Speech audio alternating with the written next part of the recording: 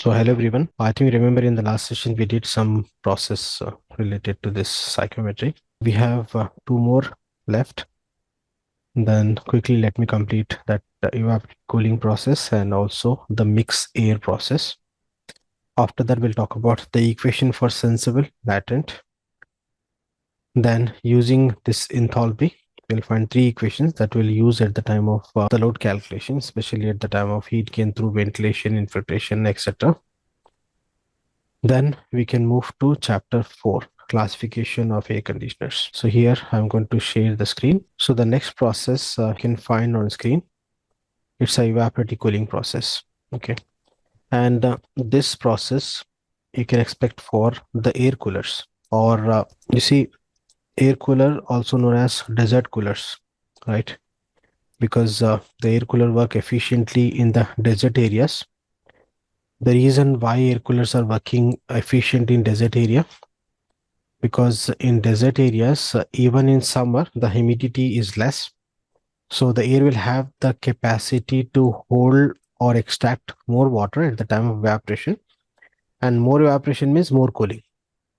Because you know the concept of evaporative cooling. Evaporative cooling means because of evaporation of water, extraction of heat from the air, so that the temperature of air can reduce in case of evaporative cooling. Okay, so this process related to evaporative cooling, especially for the desert coolers. And now in market, even in India, this desert coolers by Symphony, they're offering this desert cooler concept with the ducting. In desert area and Gulf, it is used for many years, but even in India by Symphony, they are offering this desert cooler concept with the ducting compared to the normal air cooler.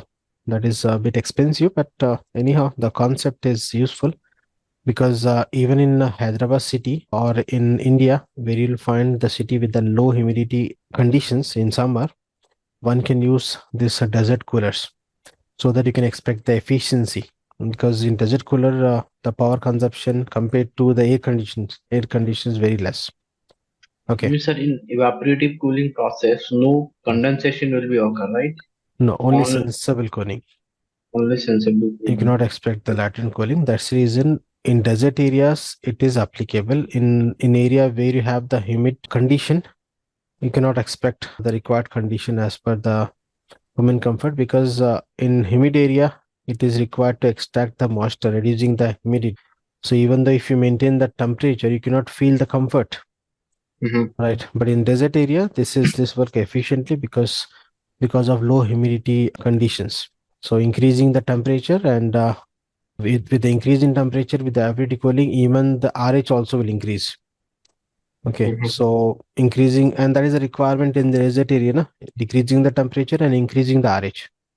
So both Mm-hmm. will satisfy with the by reducing the means cost, means it's an efficient system compared with the air conditioning. So we'll talk about this process. So you'll find in this on screen. You see, so what will happen at the time of evaporative cooling? We'll check this. You see, this is point 1 and this is point 2. Okay. So the point 1 condition you can find here in example, 100 degree Fahrenheit, air at 13.6 grains per pound of dry air to 70 degree Fahrenheit. Ignore this percentage. You see, I'm interested to decrease the temperature from 100 degree Fahrenheit to 70 degree Fahrenheit with the evaporative cooling. So first we'll check this wet room temperature. So I'm writing this WBT1 equal to WBT2 equal to what? You see, this is a wet bulb lines now. You can see it's a 60. You see, this is same. So wet room temperature we are not increasing. Our requirement to decrease the dew point, dry bulb temperature. And you can see this line. This line is inclined or parallel with this wet bulb and the enthalpy. No? So Red one is even the enthalpy also is going to be same. So H1 equal to H2 equal to 26.3 BTU per pound. Okay, because we are not adding the heat, we are utilizing the heat from the air only. Okay, additionally we are not adding the heat, so there is an enthalpy change is same. Next, if you talk about RH, you see RH1 equal to, you see, is very low.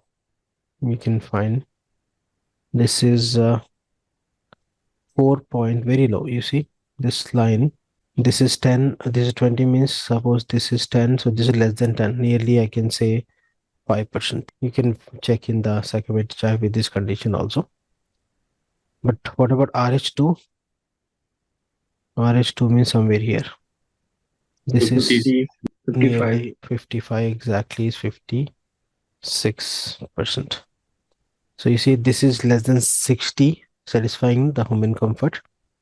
And the temperature, drivable temperature, you see starting DBT1. DBT1 is what? 100 degree Fahrenheit. DBT2 is what? 70. 70. So 70 is a very good temperature for cooling point of view. Anyhow, extracting this, we required a proper capacity air cooler. It not mean that any small air cooler will maintain this much of temperature, so that you need to design accordingly. So again, the flow rate of that air and all is required to consider in designing. At this level, this is what we're considering is for 1 pound of water. Just example to understand the process of evaporative cooling. That's it. At this level, just we are talking about the process. How we can achieve with the system, that is the other story. That you can get this by properly designing the air cooler. In that air cooler, the major parameter is finding the flow rate. Next, so you see, so just remember at the time of evaporative cooling, enthalpy and bedroll temperature is going to be constant. RH will increase, and when RH increases, what will happen to this humidity ratio? W1, W2. You see, W1 is less than 20, say, I'm considering say 15, for example, roughly. Then what about W2? This point is 60. So this is what?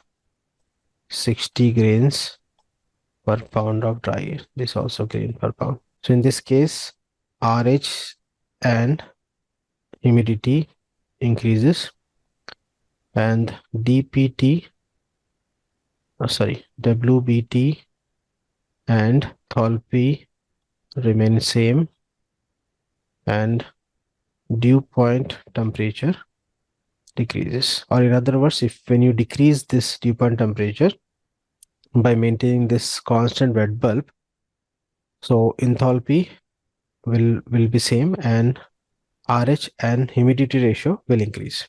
Just try to understand the relation between this. That Sir, will help at the time of calculation. Yes? one question, sir.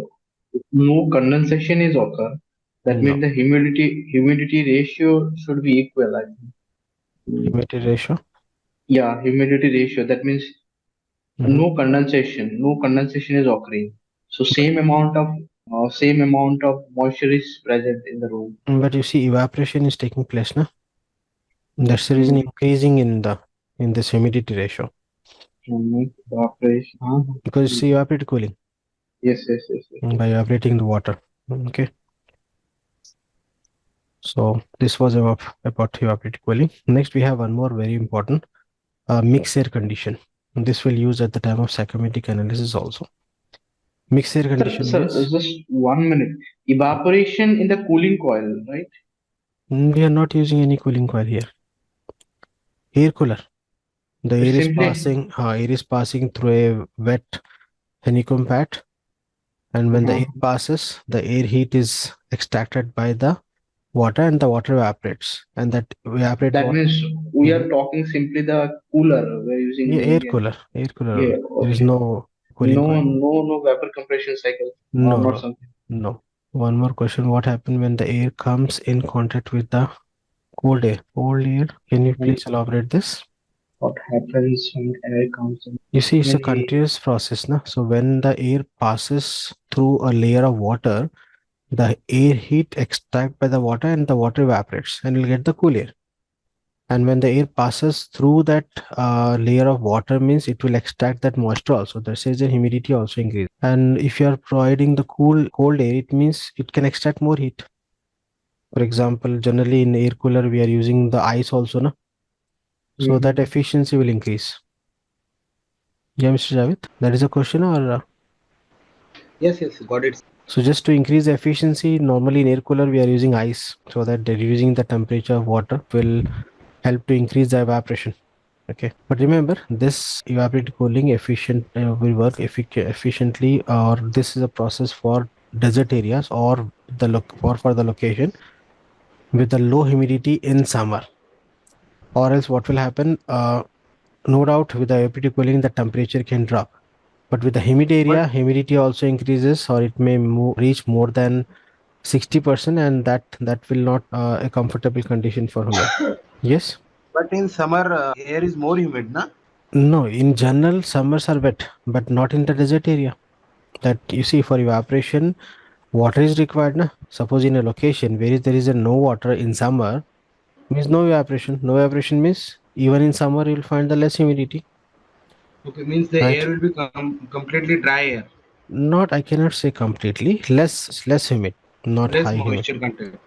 You see, for example, you cannot use this air cooler concept in Dubai or in India, Vishakhapatnam, or in Al Khobar, or where you have the seashore areas. We cannot use this air cooler because in seashore areas, as the temperature increases, the humidity increases because of availability of water, more and Mhm. more evaporation in that area. So the water will miss if already the moisture is with the maximum level in the air, means the evaporation, you cannot expect the evaporation. No evaporation means no cooling. Sir, what I means in the room when we are using this air coolers, na, Mhm. so we feel very humid. So, is there any role of exhaust air? You see, the best if you want to get the efficiency for the air cooler, the evaporative side, it is recommended to place outside the room, like window AC. Okay. You can expect the maximum efficiency. Or else what will happen, the complete evaporation means is going to be in the room only.